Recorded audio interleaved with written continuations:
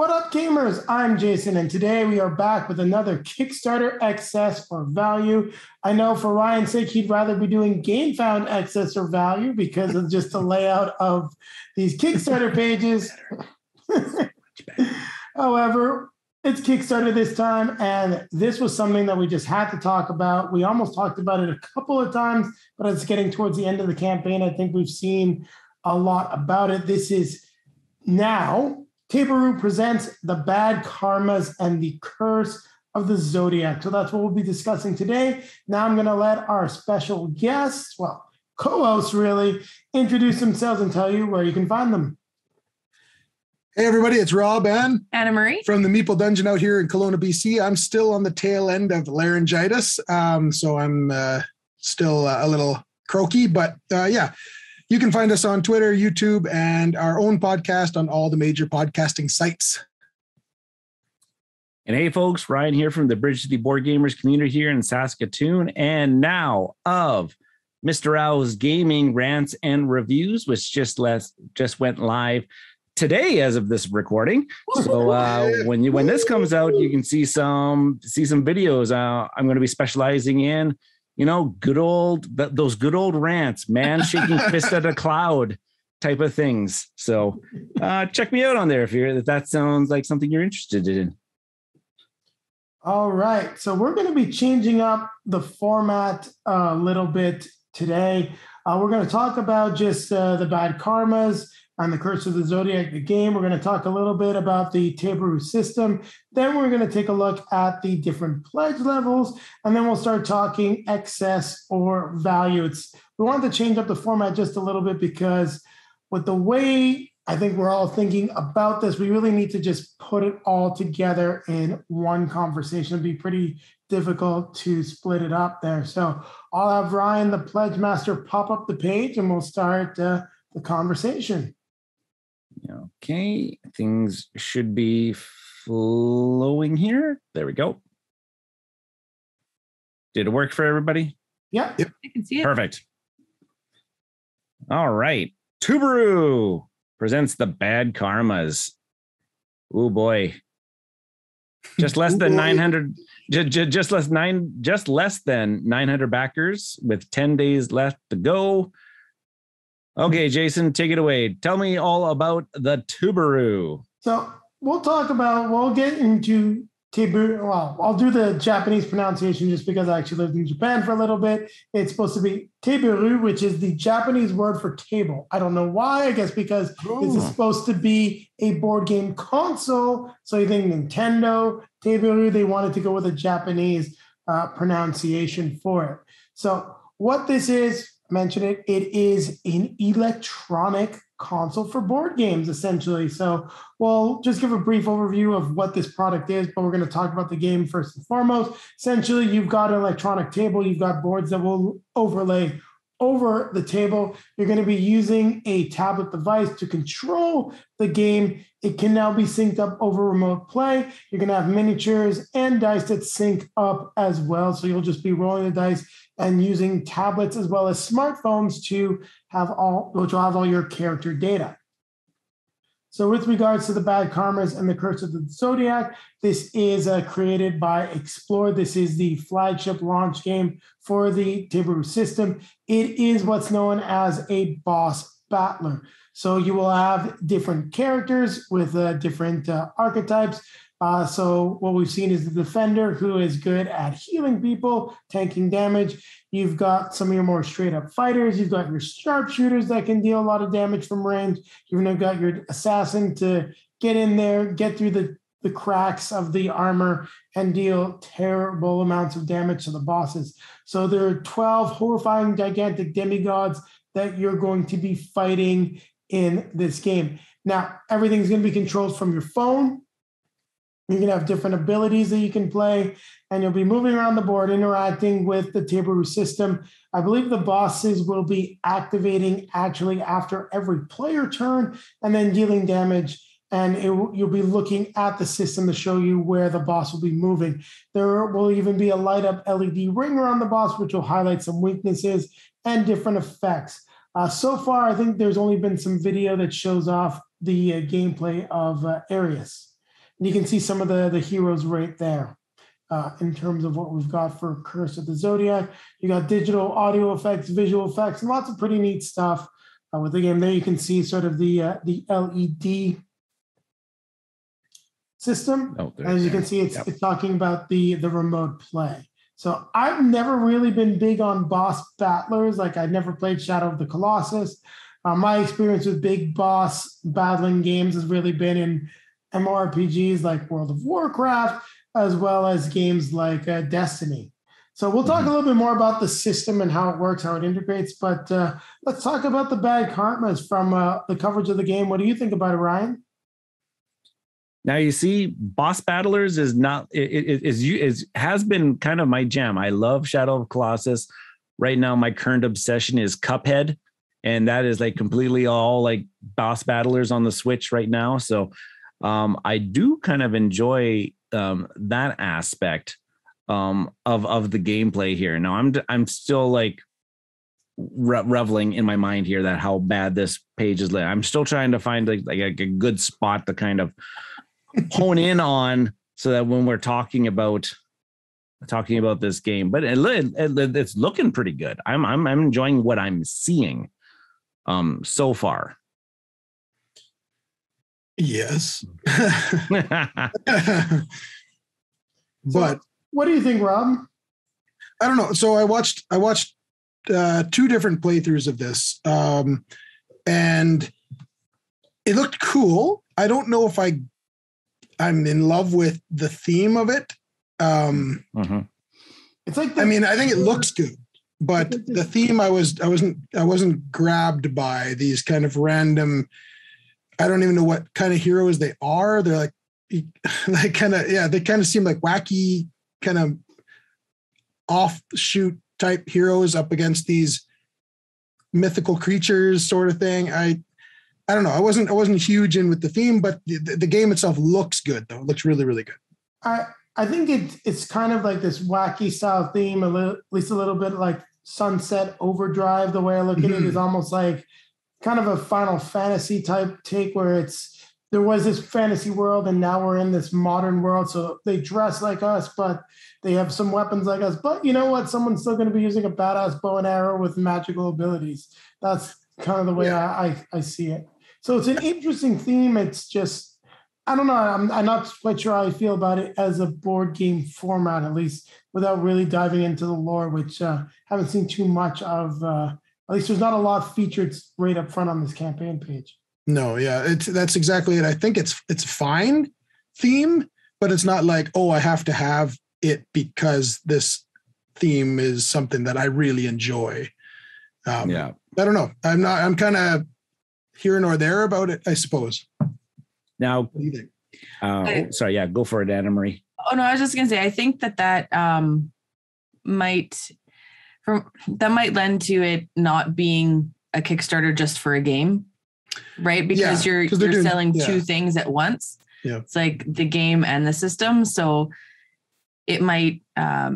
Whereas in other Kickstarters, you're diving into the game, like this is what it is, this is what it is. Yes. Whereas here it's like, this is the game and here's how you play on the system, right? So that might be why the theme isn't grabbing, or why, that might be part of it. It seems like, here's our new idea for this system that we want to kickstart and sell, and here's a game to play on it. Yeah, consumers, but not much more than that. Yeah, consumers' attention is being pulled in a couple different directions. Yeah. We got the brand new game that is an IP that not many people are familiar with, and then we've also got the brand new way to play said game. So our attention is being split.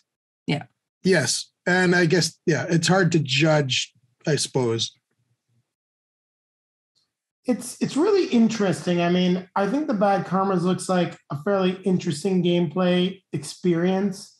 I've sort of liked what I've seen. However, I don't know how I feel about necessarily everyone like looking at their phone if I'm going to be playing this in a not remote situation. So, like I said, I think the game looks fine. I like the miniatures. I like the style of it.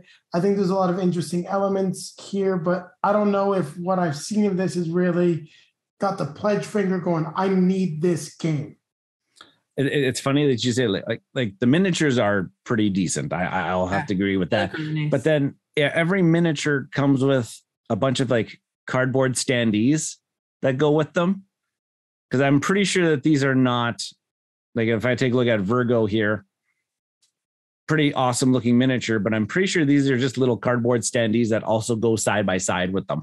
I believe they're going to be standees in one version of the game, because when I was watching the Board Game Coffee playthrough, Board Game Coffee actually had miniatures, whereas the designers had standees. Yeah. That's exactly I'm not quite sure what that's. Okay. Okay. I like my chocolate with my peanut butter. Got it. I just want to mention everyone. I know I'm going to add this to the video, but it does look like Ryan's, at least video on my end, is a little slow and choppy, but we're hearing you loud and clear. So Yeah. Oh, that's good.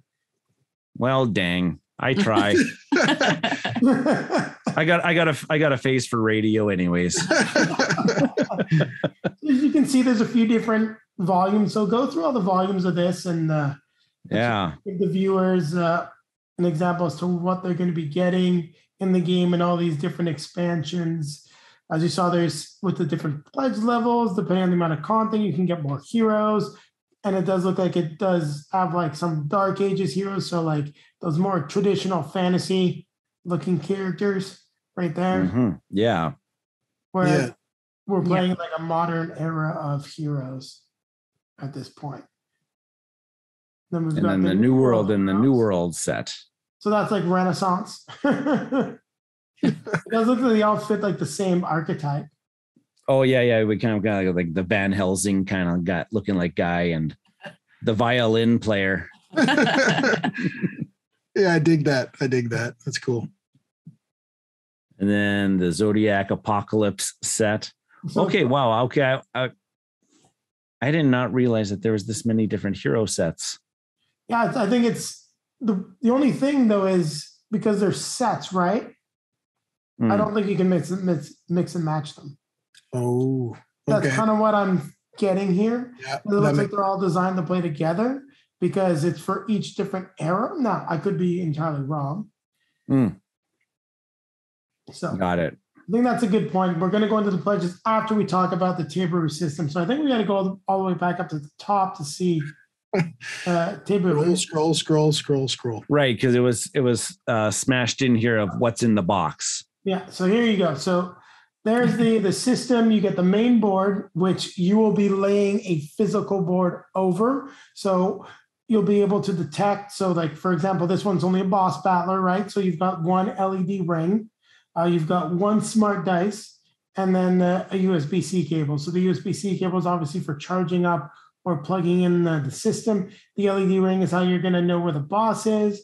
And then you have the one smart dice. And it does look like there's a component already in the miniatures for the heroes. So they will already have their like smart aspect. So if you look at the heroes, I'm going to go back. Just look how chunky those bases are. Oh. So this system only comes with one die? Yes. One die for the moment.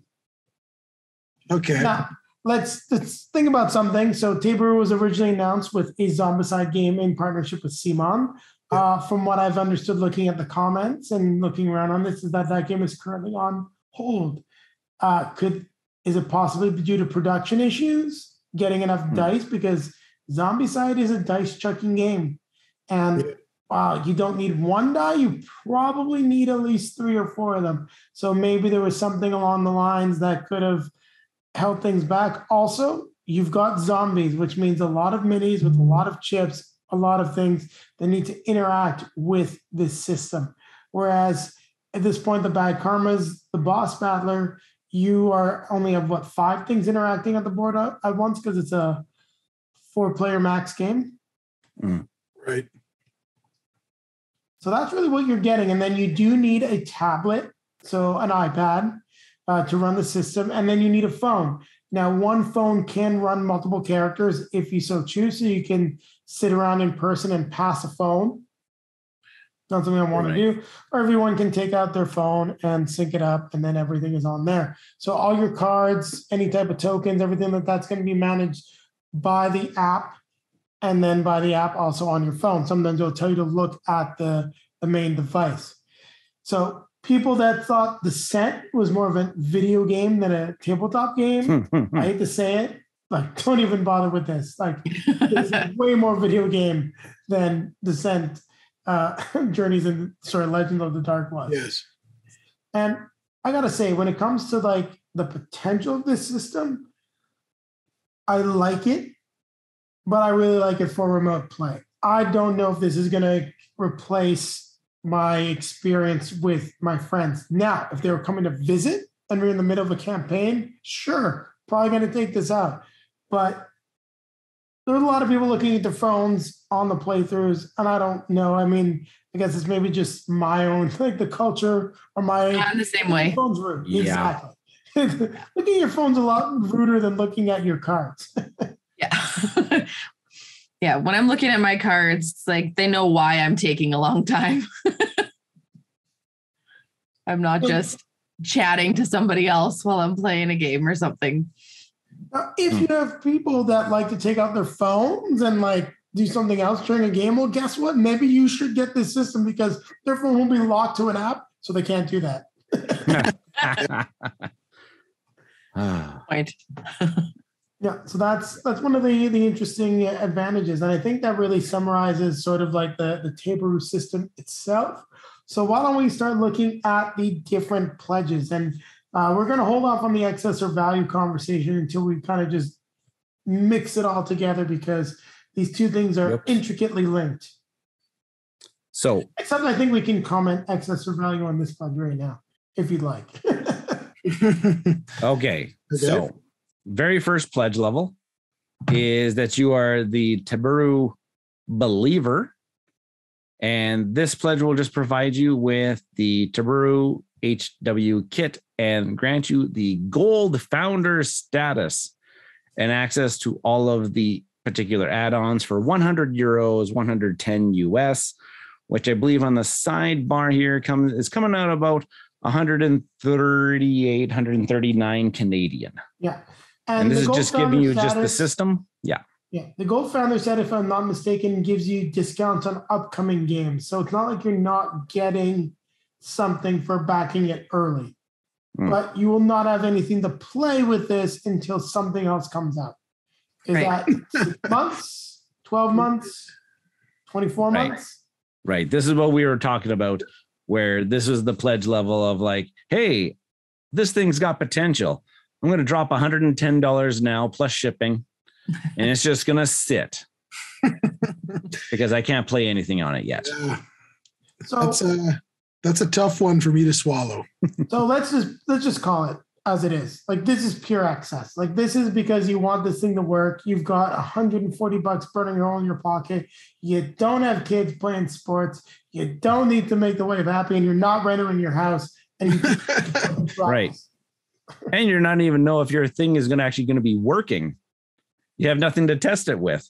I mean, you can install the app and sync it up, but that's probably about it. But yeah, you can't see if the board itself is actually functional. So that'd be interesting. Like, what is the warranty on this? What if I get a defective thing and the board literally doesn't work? I read the FAQ. What was it? 2 years. I think it was 2 years after delivery. Oh, come on. On the hardware. That's frightening. I mean, that's not good odds.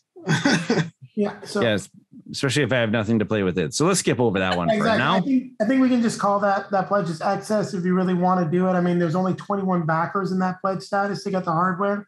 So I get why they added it. People asked for it. They did get an extra couple grand out of it. So good on them. But I think it's a terrible pledge, and I don't think anyone should back it. I just can't justify it. Agreed. Yeah. No, that's the thing. Agree. That's the thing. You can't justify it. No. Just for it to sit there. So there's the core pledge then. 170 euro, 190 US dollars is going to get you everything. It's going to get you the Tabaru system.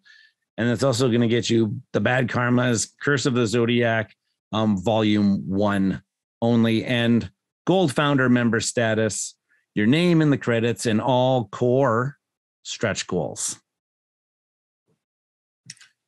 I think the value just in terms of like what you're paying for a system. I mean, we were talking about a couple of things offline, like $130 for a console isn't bad, and then you're paying an extra. So this comes out to an extra $100 for a game. I mean, a AAA title pre-ordered is about $100 right now. Yeah. I mean, if you're got a bunch of minis in there. Yeah. If you're looking at video game pricing, it's not bad. Like, no, it's from a video game standpoint, it's pretty much right on, bang on, really. Actually, it's cheaper, honestly. Yeah, if you're talking about buying a new console, yes, it's absolutely cheaper. Now, I think that's crazy that we automatically started saying that we've started comparing this to a video game pricing Agreed. instead of board game pricing. I just thought that's very unique for especially talking about this particular project. I don't really think this game is it's comparable to a board game because this is a board game console. And I mean, if you want to talk about like startup costs, if you don't have any devices, like then you got a whole other conversation going, because I think we're starting to get up to like Xbox One or like PS5 aftermarket territory costing. So all right. I don't see anything too wrong with this pledge. Like, I don't have much to say about it. No, if you're comparing euro dollars, like it's an extra 70 euro to get the game on top of the system. If that's what they're evaluating the system price at is 100 euro. So yeah. And then you can get the Saga pledge, the all-in bundle to play the complete adventure of the Bad Karmas and the Curse of the Zodiac. So I was wrong. The 10% off the next 3 games is only in the platinum level. So what the heck are you getting at the gold level? That's something we might have to look up, or one of us that's not talking should definitely look up and find out what the gold level I think you just get your name in the credits that you helped make this product. Just the system. You help make this product come to life by backing it on Kickstarter. I think that's what the gold saddle is. Why the heck isn't the Believer pledge a platinum level founder? Just makes no sense to me. Why isn't everything just, hey, you are just a founder of the Tuberu system? Huh? Am I way out to lunch there? I don't think you're at the lunch there. I think it's because they want to sell all their stuff that's made in-house. And one thing that we've seen, we're going to talk about video games. How many companies get bought up and brought in-house because they make more money? Microsoft bringing Halo in-house. So the Saga pledge obviously gets you the Volume 1 Bad Karma's big core box, and then the 2 other expansions, Volume 2, Volume 3. You also get the Dark Ages Heroes, a complete dice set. So I think we have to scroll down a little bit more to see what the complete dice set is. I think it's 6. If I remember from the videos I watched, I think they come with 6. And then, your name in the credits, platinum member status, which 10% off the next 3 games, whatever those end up being, and whenever they can actually come out to play. And then you also get the core stretch goals and the Saga stretch goals part of this level. 290 euro, 320 American, which is coming at about $400 Canadian. Yeah. Yeah, you're saying a lot of words there, Ryan. So here's the thing, and this is one thing that I'm going to evaluate. I mean, this has got the most backers because that's just the way Kickstarter works. But the one thing I'm going to say, I think having the Bad Karmas Volume 2 and 3 available now is a gigantic mistake. I think they should have just put the Bad Karmas out. They should have got it going. And if word of mouth was good and this was near ready, they should have had a second Kickstarter campaign a few months later with get the new stuff, announce something else coming, and then like an interim thing. It's like, get Tabaru, get the Bad Karmas. Oh, guess what? We almost have this stuff ready. You'll get it like 6 months later. And then suddenly, boom, you got something else coming on the way. Yep. Mm. This is how great it works. You get the reviews from all the people that have gotten the system or, who have it already and love it. Yeah. I don't know if they would have got to their funding goal by maybe they would have. I don't know if they would have got to their funding goal just selling a whole bunch of just core pledges. I think that's why they came up with this level. I think that's why they came up with this. I don't know. The question is how much do those boxes cost, right? And if they took that out of the funding, where would they have gotten, right? Right. So for are they part of the add-ons? This is like your retailer level. Yeah, we always skip the retailer pledge. Yeah.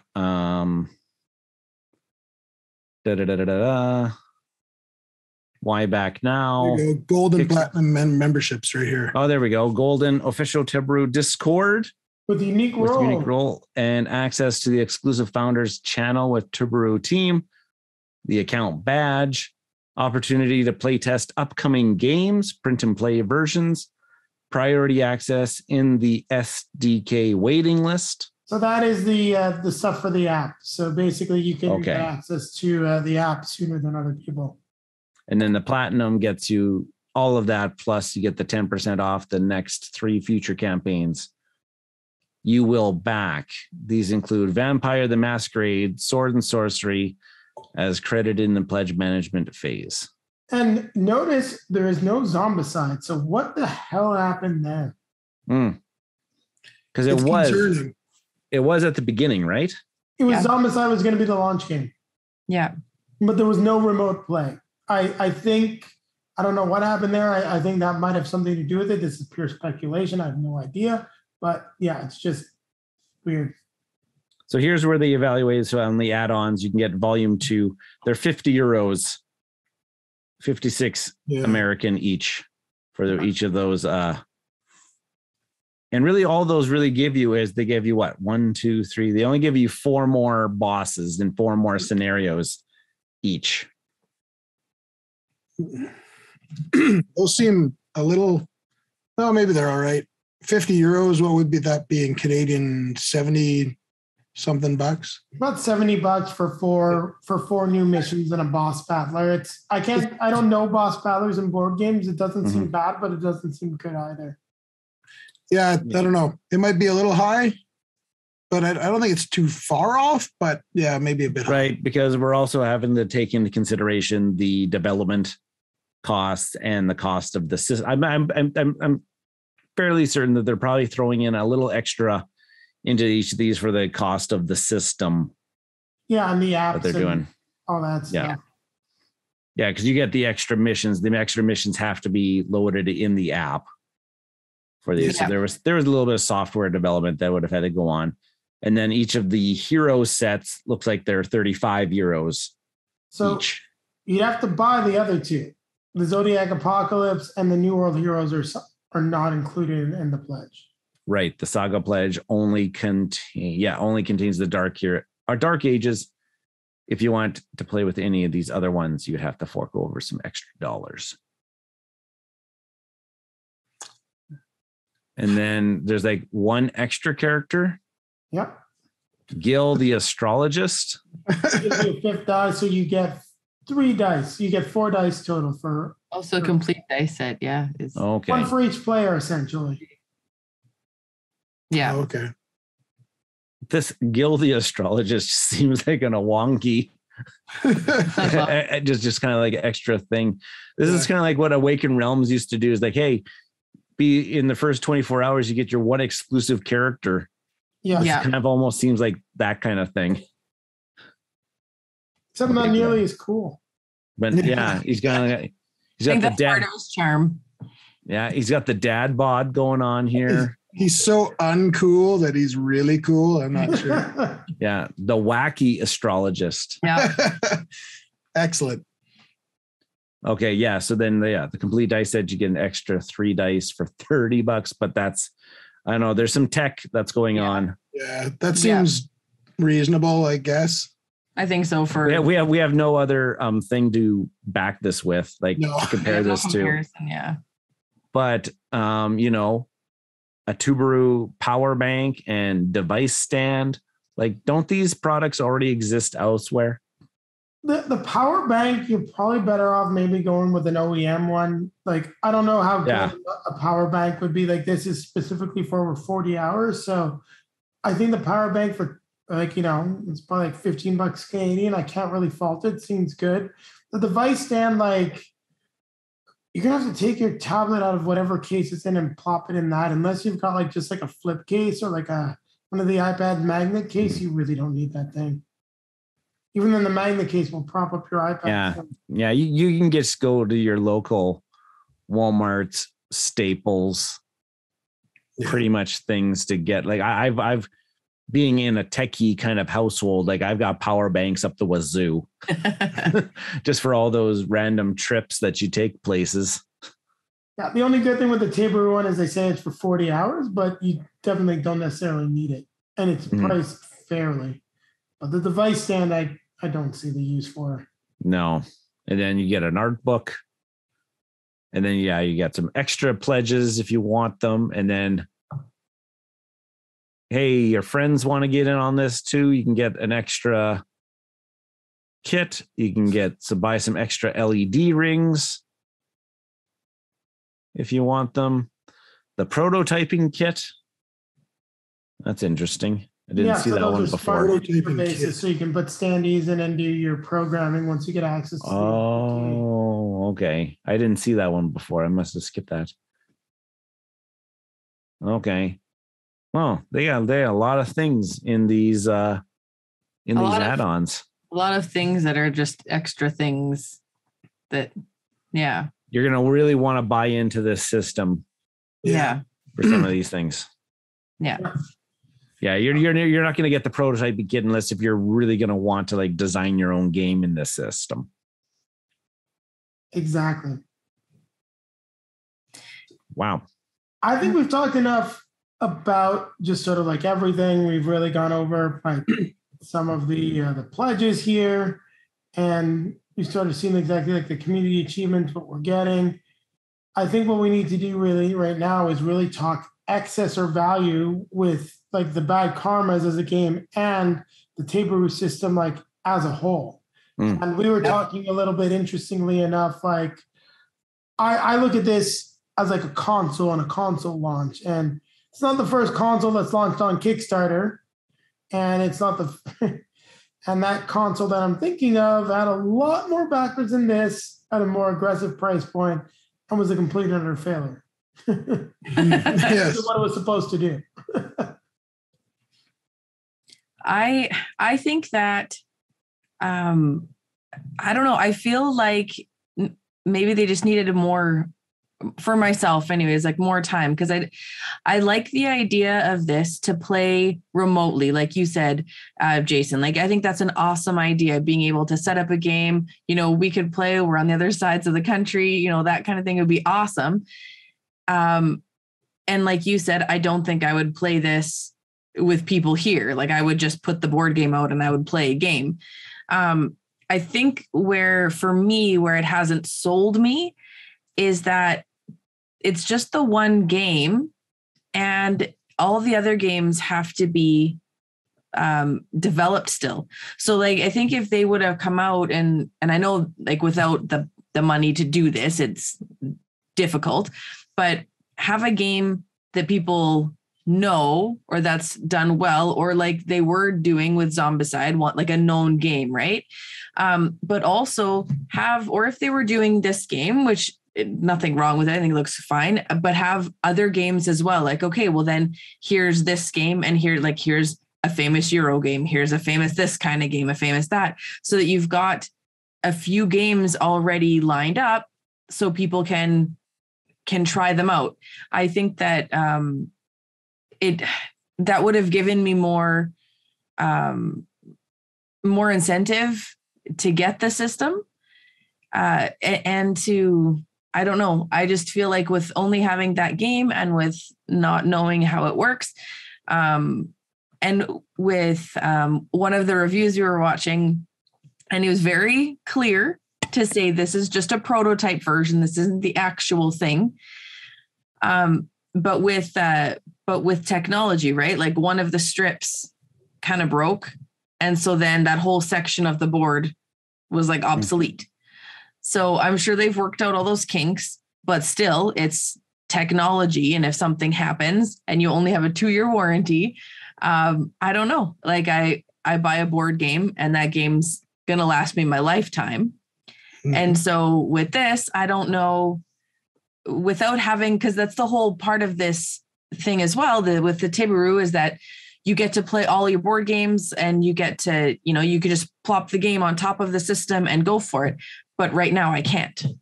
I can play this game, So I think that I think they needed to have a few more already developed in with some more popular games already done would be a lot stronger selling feature. Sorry, that was long-winded. I think you're nailing many of our thoughts on this as well. Like ditto for me. But I think at this time in their development, a speculation may come up by that, they want to develop these other things, but maybe they're running low on cash. Absolutely. Absolutely. So it's kind of a catch-22. It's hard to do. Let's throw out a Kickstarter. Let's get some cash influx. We can give people who want the Tuberu system, we can give them something now. And we will use some of that cash to develop this game. We're also going to use that cash to also hopefully fund this further development of these other prototypes that they say they have in the works. The way I look at it is this game was actually this system was actually supposed to come out in 2020 or 2021 originally with Zombicide. Now, we're in 2022, and this is coming out with the Bad Karma. So I'm guessing that originally it was supposed to launch with this game and Zombicide. Mm-hmm. And for whatever reason, COVID and things like that just kind of derailed those plans, or also highlight what was a problem with the system at the time, because I remember that during a lot of interviews, people were asking, what about remote play? What about remote play? What about connecting other devices? And that was the one thing that we weren't getting a straight answer on. So It kind of seems to me that when this would have been ready, it was going to only be, you're playing this in person. And while I thought it was kind of cool, I immediately said to myself, that's essentially an app. Like I can just play a Tokaido app and everyone will be looking at a device and they cost me $5, or I can play Tokaido on this and it's going to cost me hundreds of dollars.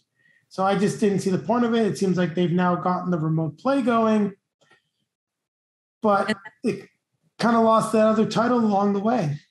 And that was another question. They're saying, like, in all the other games that it's coming out with, are those just new games that are specific to this, to the system, or are you going to have to pay for the games that you already own that are now compatible with this?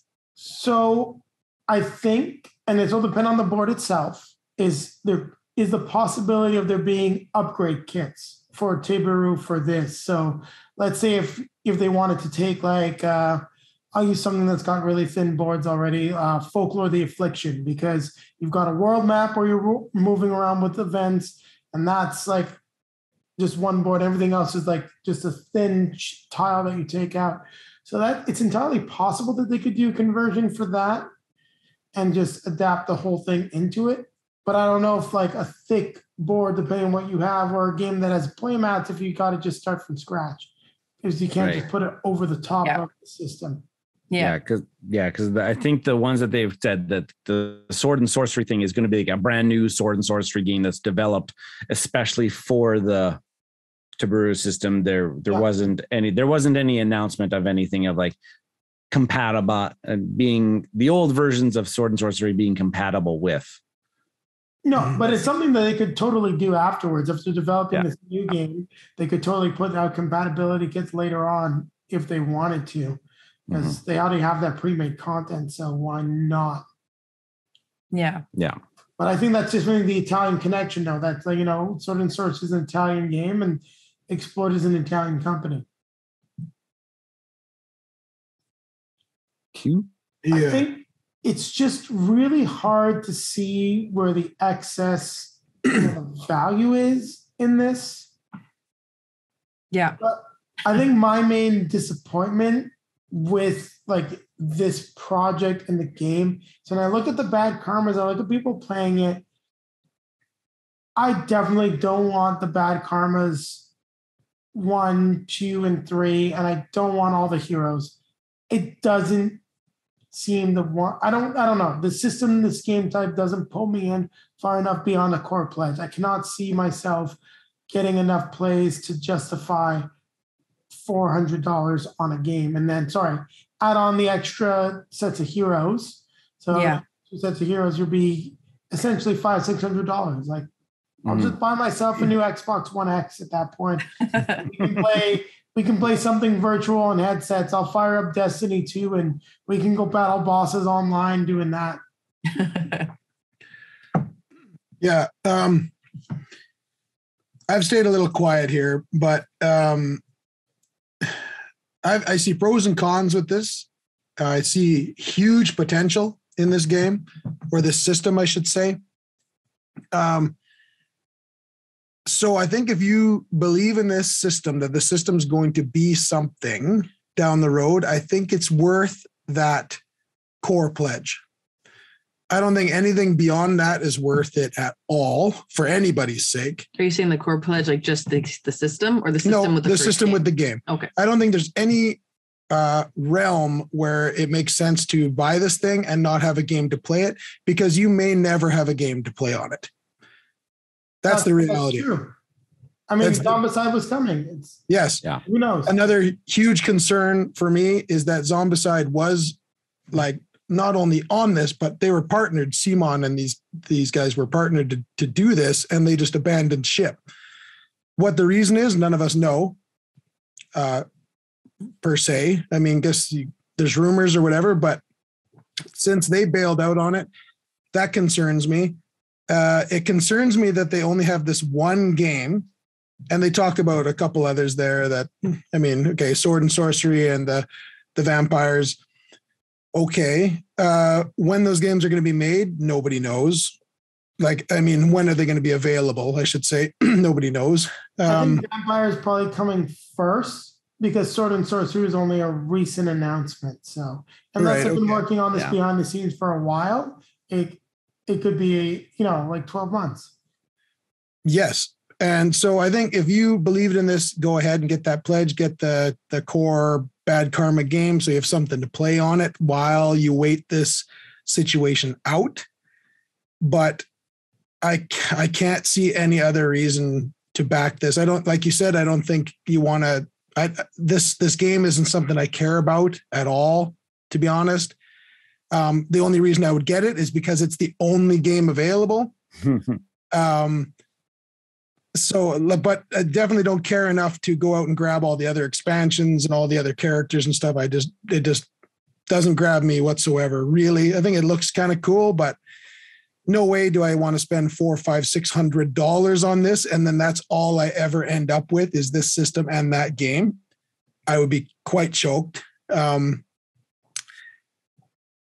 that rate, they also don't tell me what other games are going to be available. If they told me that the entire CMON catalog was likely going to be available to play on here, or let's just start there. Say that was a thing. Say that they said, yeah, we've partnered with CMON and everything CMON has is in the works, and give or take, you're going to be able to play all these things, including Blood Rage and Rising Sun and Ankh, and all these things are going to be available on here within the next year or something like that, then I'd be very much more interested.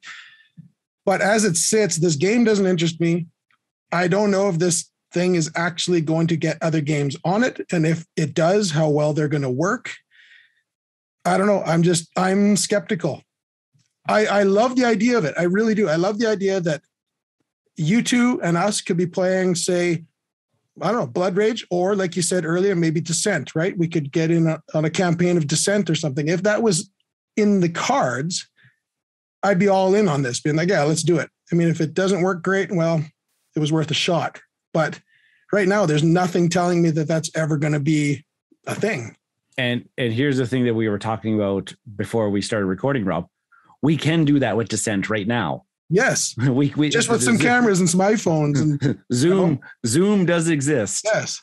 And I've couple done it. camera angles. You said you did it with Gloomhaven. I've done Gloomhaven over Zoom. Yeah. And it worked really, really well. But I don't know I love the idea of this. I really do. But they're not saying, Rob, you got to pledge this for all these reasons. Those reasons, they're not showing me any of those. And I think you hit it nail on that, because you can definitely do a lot of stuff over Zoom. There's ways to do it. It's, not necessarily the easiest to set up. It can be a little annoying and clunky. Yep. This removes all of that. You have to get creative, but it's got this really awesome stuff. But you know what? If you don't have an awesome phone, how well is the app going to work? If you don't have an awesome tablet, like what extra costs are related to that? Like, I'm sure there's some stuff if we really dove into the comments, it's not clear here. I'm pretty sure it's not out there because they don't want to scare everyone off to say like, hey, you need a tablet to run the most recent iOS or Android OS. Otherwise, like, forget this. But it's missing something to pull me in. Yeah, it is. And it had it to begin with when they were with CMON. They're like, oh, we're going to launch Zombicide on this thing right out the gate. It's like, oh, that's pretty cool. Like, that's a pretty big name to be attached to this thing, right? So CMON, must have seen this thing and really believed in it to attach to that, right? To attach their their flagship IP to something like this, and then for them to pull out, that concerns me a lot. Yeah. One other thing that I had read about this, like we all know, if you've been listening to the show for a bit, that I like to do like the $1 pledge, access to the pledge manager levels, various reasons, whatnot. There is in the FAQ that if you back at the $1 level, you do not get the Kickstarter pricing. You get the late pledge pricing and options. Ooh. And then just add-ons.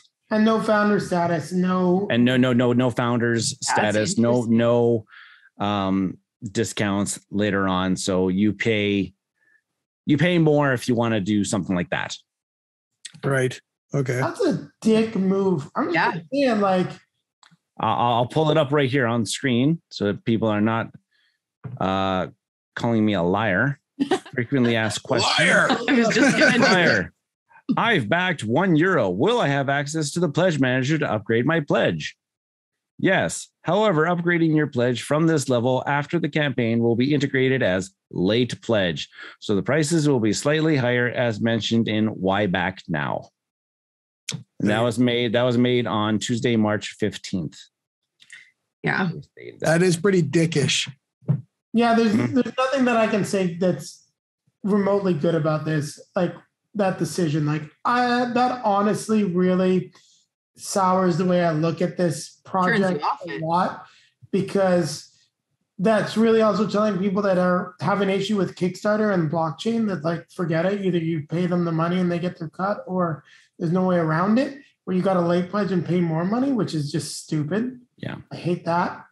And look, the console we were talking about that, like, blew up on this was the Ouya. Like, that thing was a complete disaster, didn't go anywhere. But we looked at it, it raised $9 million because it had a lot of cool looking games, and some of the Ouya developed games are still pretty cool. People also saw the potential of turning that thing into an emulator box for like a whole bunch of cool stuff. And it was about $100. It was years ago, but it still got $9 million, 60,000 backers. This is supposed to be the board game console that's going to change the industry, like change a bunch of stuff. This is 800 backers. Like, yeah, that's concerning. This thing is like a non-starter. Like, what are the chances that one of these people that has this system is like, I'm going to know who they are? Like, sure, maybe I can probably meet people and start playing with people online, which is kind of cool. Like you would do in like a video game, like Destiny or World of Warcraft, is like go into Discord, but I have to go into Discord and chat people up and then make a party and like go play. But at the same point in time, it doesn't quite fit the need that I want. I want to play with my friends. I want to play with my group of people. Like, that's what I want to do with this. I want to be able to say, like, you know, we've got weekly game night Saturday nights. We can't go regularly right now because of our little guy, but having a campaign game night that I could do, like Julie and I could just sit down and take out the phones, easy to set up, and basically play it on any table in the house I like the idea of that because that's one thing that's an advantage of this is a minimal table present. That's really freaking cool. Setup time, right? Like that's another big win, like big draw is that it's a quick setup time and like all of that too. And quick teardown, so like all your information is stored on your character in your phone. I really like that. Yeah. And the like upgrading card, like there's no decks of cards. Everything is in your phone. Oh, I now remove this card out of my deck and I put this one in, or this card upgrades now. I don't know if I like that aspect. I have to pore over things. So if I'm flipping back and forth on my phone or trying to make it bigger, and now I've lost it. I don't know. I do like cards. But. I think that's part of the thing with me is why I'm so annoyed is just, I really like what this is trying to do, but they haven't done it. Well, it should be done. It should be ready. Analogy. Like what sells a video game system? It is those launch games or those near launch games. You'll buy a system, you'll get a crappy or okay game, but something that's coming is going to sell it. Or eventually, what do you need to sell a system like this? You need a system seller. And when your game comes out, normally your system seller is announced, it's been previewed, it's been showcased all over the bloody place at E3. You spent millions of dollars on marketing and everyone wants to throw money at your thing. Because like, look, we had the Xbox 360 and I think this is an interesting example because they never really had a launch game.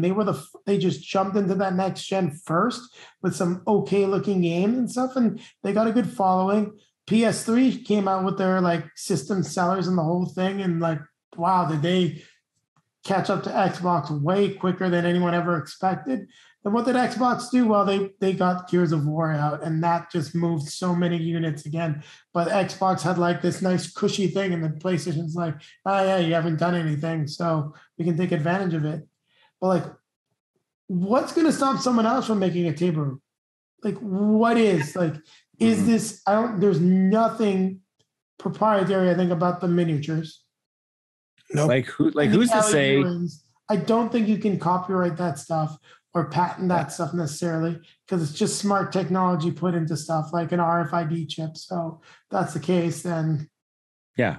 Who's to say that CMON pulled out of this project and said, we can do this better? Right. That's where my brain is gone with this, is that CMON has got this working in the background right now. Yeah. We pulled Zombicide out of this thing. We can do this better with our games. Well, if they're developing it in-house, all you have to do is if you hired the tech people that said, hey, this, and I don't know, like people said they had problems with this on reviews, but what if someone said like, this tech isn't up to snuff and it's not good? It goes like, none of this is patentable. We can just flip this and do it better with higher quality stuff. That might be what happened. It could be a quality concern, and that's why we're not seeing it. Mm-hmm. But that's pure speculation. I don't want to trash on the company and say that this. Oh no! No. That's entirely a possibility because I see nothing here that is patented. But I definitely see. Like, I'll piggyback on some of our conversations here. I can see this would have been into the thousands of backers if this was a game that people are familiar with. Yes. Yeah. If Sword and Sorcery was the launch game, this has got thousands of backers. Or let's say Sword and Sorcery is launching 3 months from now. Yeah. Yeah. And it's like this project is still going to be dead. Well, it's not dead. It's funding. It's going forward, to our knowledge. But if we do know that Sword and Sorcery come out, like, yeah, I'm waiting for Sword and Sorcery. Yeah, but if it's 3 months, you might be like, okay, well, I'm going to get the bad karmas because I want that thing. And let's say, what's the timeline again on the pledge? Let's scroll down. Oh yeah, I don't think I went that far down. Scrolling. We didn't see the shipping and the timeline. I think we got too caught up in it. And also notice that there's this stuff that's not been unlocked that you don't know that if it is going to get unlocked, like the extra dice charger. That should just be standard. I'm sorry. Yeah. Yeah. Mm-hmm. The game app for your PC Mac. Yeah, for PC Mac, that should also be standard too. That's right. Usually it's PC Mac first, then the tablets and iPhones, but hey, then a scenario editor. So creating, whatever. Then scrolling. So much fun. I can't wait for your rant on this. Yeah, folks, if you're still listening at this point, I will be doing a future rant about how Kickstarter pages are horribly laid out. This might actually make one of the examples. This is pretty rough. This is one of the furthest I've seen you scroll in a while. So, right? Can we insert like do. Oh yeah. Oh, here you go. Like, here's the next games. So I guess we would have kept going. Like Vampire the Masquerade. Next games. Right? Sword and Sorcery, more coming soon. Blah, blah, blah. Here's the team. Here's the rates. Here's the shipping. Okay, and then scroll on the pledges because I want to see when the expected date is. Oh, okay. Is that on the side here? Yeah, it might be like expected delivery date. Scroll down. Yeah, just on the side. April 2023. Yeah. So okay, so in a year. Yeah. So for example, let's like going back to the Sword and Sorcery example, is let's say like, you're getting this in April 2023 and they launch Sword and Sorcery in 3 months. You have another chance of getting Tabaru, but you're going to get it like a few months later. Like that gives you incentive to buy now because I'm going to get this thing. I can play it for a few months and then I can get Sword and Sorcery that's going to come in say July. Yeah. I mean, that's a big difference. Just that one thing is a big difference, but they haven't done that. Right. It's hard when there's nothing else for it. And I'm not particularly interested in the game that they have. And to our knowledge at this moment, that's the only game you're ever going to play on this. If those other vampires and sword and sorcery don't come out, like, I don't know. They're not doing a good job of selling me. Usually something like this, I'd be like, oh my goodness, this looks so kick-ass. I need to have this, but I'm just not there. Yeah. So the core and the smart board tech patents. So the smart board itself, so they're smart. So scroll up. Nope. I just want to see. So you got it. So the smart board tech patents. So that's what you've got. So the smart board is patented. The dice are not. Smart dice have been used in other stuff before. Smart dice tech patents. They did get the smart dice tech patent, so they're a specific type of smart dice. But the smart miniatures aren't patentable. No. And the smart dice, like essentially, their specific tech is patented. It doesn't mean that, like, and I do believe I've seen smart dice before. Well, they had that other Kickstarter with those dice that looked so cool. Started with an O, I believe. I can't remember what they were called. But I remember they had like, you got a set of them and they would they were weighted and like the way that they were electronic. Yeah. I think the way they were weighted and they were really cool dice, but yeah. So I think the way the dice works with the board and how that processes to the app is all probably patented. Yeah. But you don't really need that because you can just have digital dice. Like I know we like our chunky dice and like throwing them across the table and into our bowls and whatnot, but you can just have digital dice. Yeah, you just push. There's other ways you can change the thing, right? If you've seen it and you've been developing for it, you might be able to get an idea from that and completely redevelop it your own way. Yeah. I mean, I took a programming class a long time ago. I was in high school and I remember getting our final exam and I finished it in 5 minutes because my brain came up with the solution in a paragraph. Another person wrote 3 lines of code, right? So you can see it and you can take the tech and you can be like, oh, this guy did it like this. I can do it entirely like this and it's original. Well, guess what? You can do that. And that's fine. So. And then yeah. So then we're at the Kickstarter, and then in April they're going to be delivering it to us. Hopefully, I'm saying us. Like I'm not 100% sure where we're all sitting. So I think one thing we can start probably doing right now is like I don't know if anyone has anything else that they want to add to this, but the one thing I want to say is like we've been talking about. I think we just need to like really like sort of let the fire go and rant a little bit because I think this. As a launch of a product and a launch of a board game console, and I'm using like quotation marks because I don't know what else to say, is like, this is an absolute freaking disaster. Like I tend to agree with you. I'm disappointed. A board game when console. you first mentioned it. This should have had multiple games. You should have had, or there should have been stuff coming. This should have been orchestrated, targeted, launched. But I think, like you said, whatever happened with them in CMON really set them back in a big way. They need money. They have to get this out now. And they might be getting just enough to keep going. But is this really going to, like, as you say, is Vampire going to deliver? Is Sword and Sorcery going to deliver? And Sword and Sorcery is like a few weeks old. Like, it came out before they launched this project. So if they're just starting now, like, forget 2023. You'll be seeing Sword and Sorcery Kickstarter late 2023, 2024 for deliver in 2025.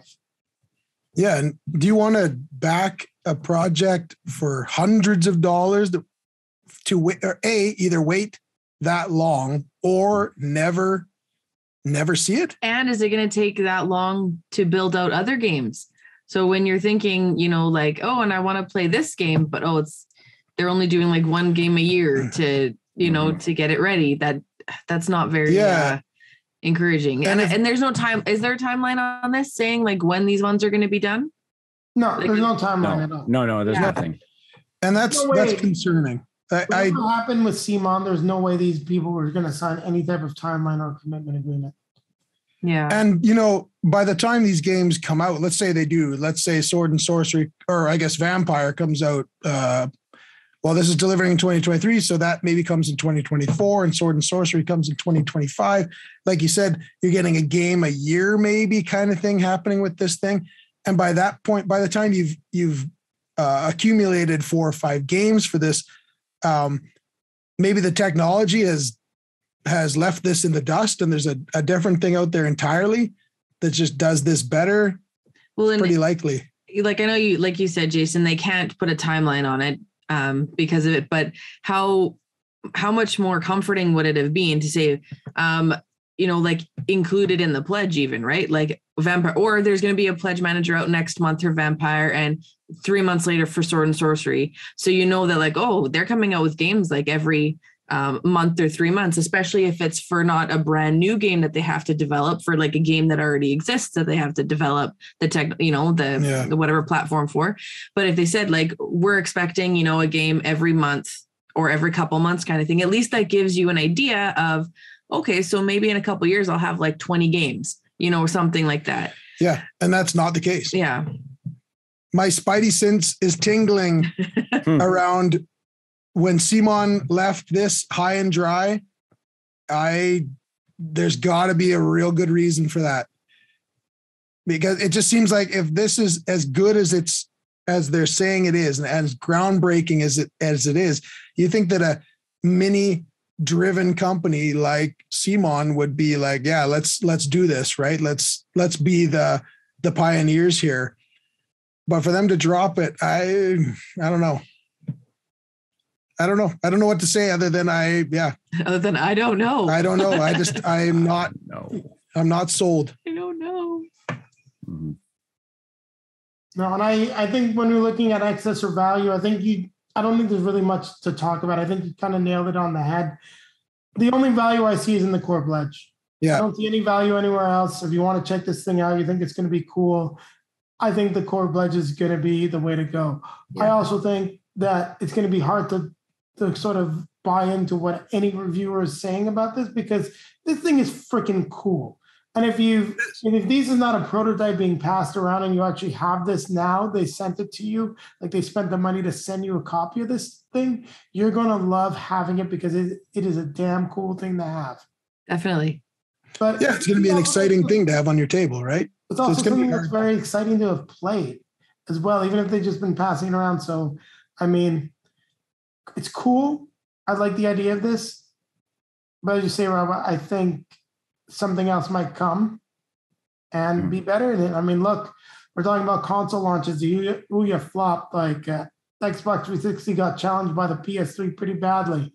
And if you want to look at like all the other stuff that like when like someone else came out and did it better, or like look at the Dreamcast versus the PS2. The Dreamcast should never have lost. It was like so good. Yep. So good. And they completely messed it up. And I'm kind of looking at this and I'm like, this has failure to launch written all over it for me.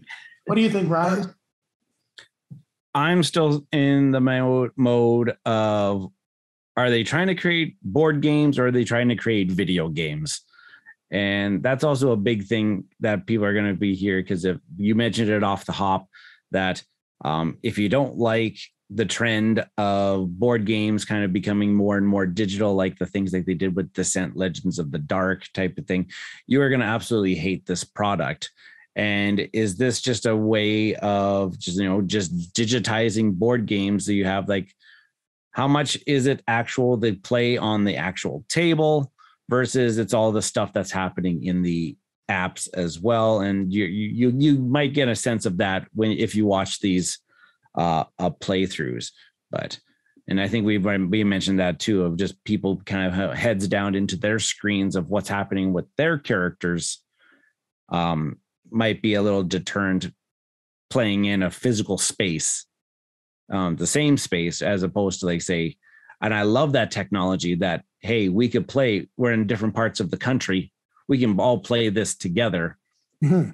But we've already established that we can do those types of things with some creativity and things that currently already exist, and not having to spend a couple $100. Yeah. So yeah, I'm concerned that if you back this thing, you're only going to get this one game. You might get one or two more, and they're not going to be super good, and that this thing's going to fade into obscurity, and you're going to have this $500 thing that never gets used.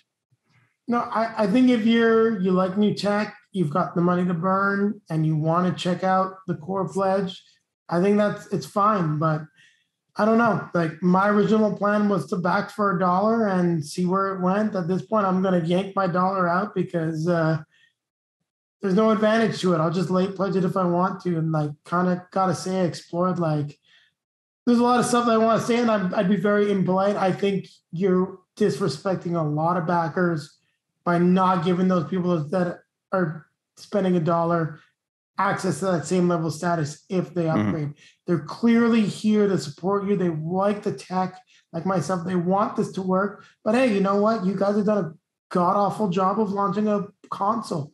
And you have to accept that there's going to be a lot of people that are hesitant. So rewarding the few, like 800 early adopters, okay, fine.